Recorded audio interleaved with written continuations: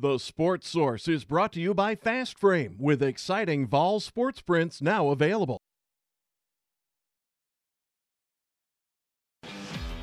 This is The Sports Source, presented by Bill Hotz and Associates, and by Renewal by Andersen, with your host, John Pennington.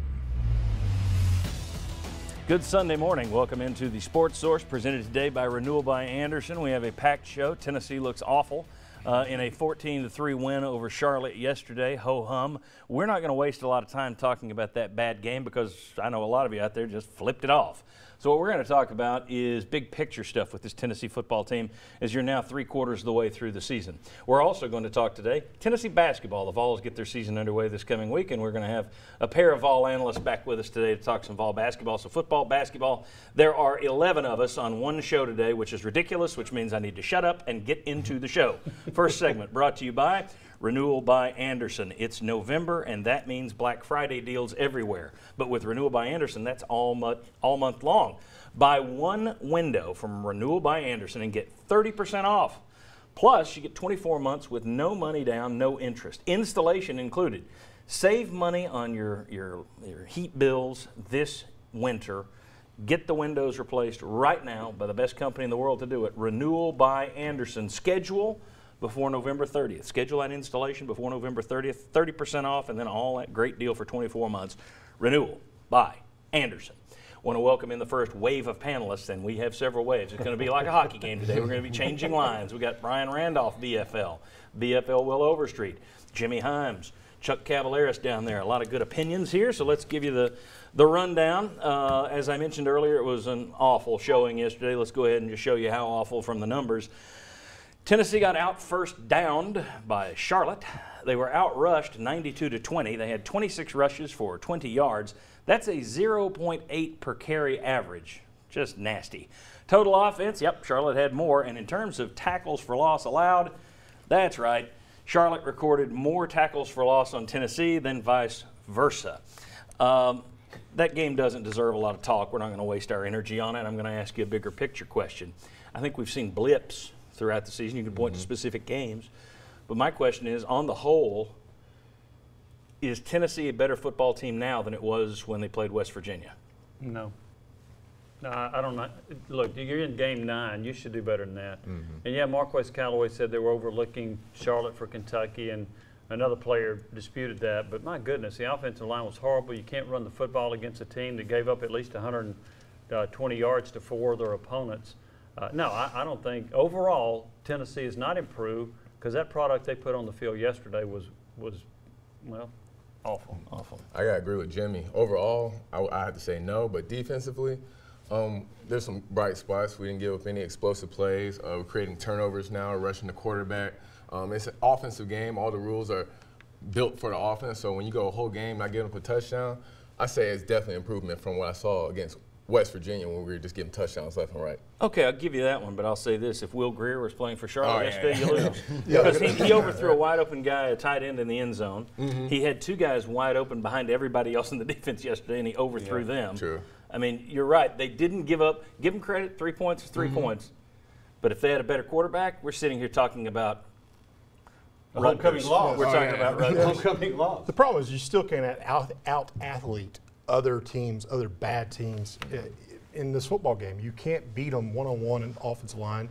You can't, even though you got some pass rush, you really can't pass rush consistently against their guys and beat them and out-athlete and get to the quarterback.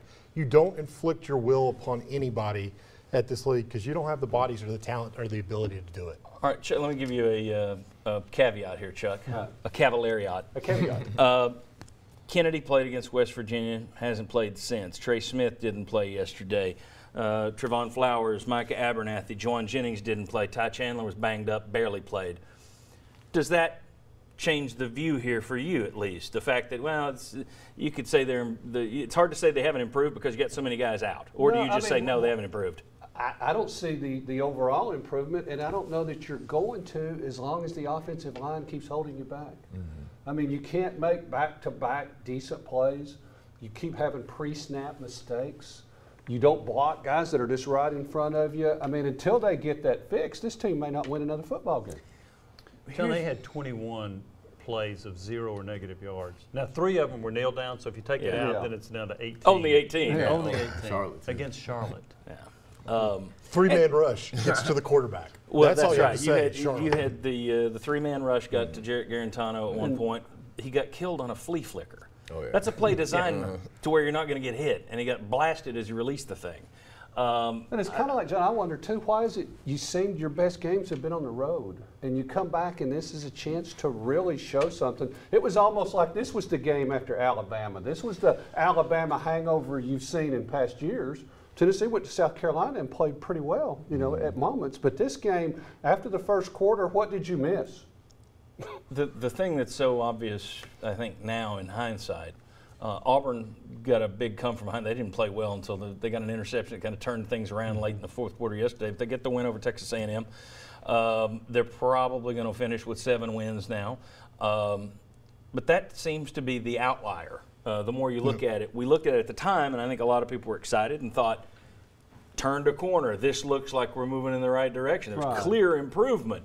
In hindsight, it looks more like you did win with 3 turnovers down there. You got 3 turnovers and you won by 6 points, and that was the blip on the radar. Auburn didn't play their best, rather than it was a turning point. You've seen flashes. South Carolina game, your offense looked a little better and then took another big step back for some reason. What makes you think you're good enough to overlook anybody? That's another question. Let me throw out, I thought this was interesting. Jeremy Pruitt had a quote yesterday. It mimicked a quote he used earlier, something he said during the week, but he said it again after the game yesterday. He said, "My point is this, anybody can beat anybody any week, and it's a credit to the parity in college football and how many good football players there are out there and how well coached every team is. We beat what I think is a pretty good football team, and we're pretty evenly matched. We found a way to win, and I'm glad we did." Anything stand out to you about that?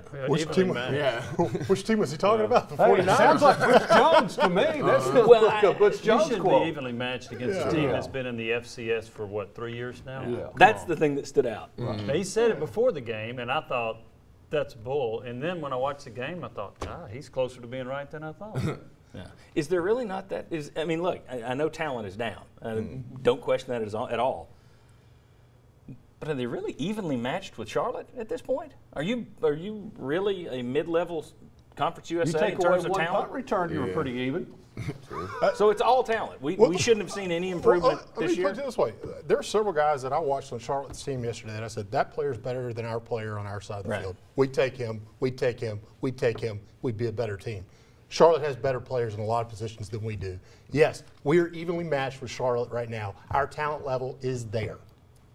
That's all you have to say. That's who we can play at right now. I think you can say it in year 1. Year 2, I don't think people are going to want to hear that. At some point, people are going to say, shouldn't you coach them up a little bit? Shouldn't we see some improvement from game 1 to game 8? And or game 9? I'm not buying that the talent level's there with Charlotte. We definitely have better players than Charlotte. I just think the effort level's not there. Charlotte was definitely playing better than us and playing with more effort. Offensive line? That offensive line is the talent level of anybody. You cannot talk to me and say that offensive line has more talent than Charlotte's offensive line.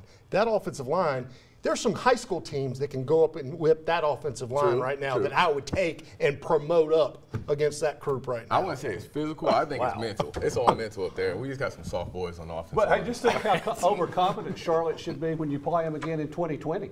All right.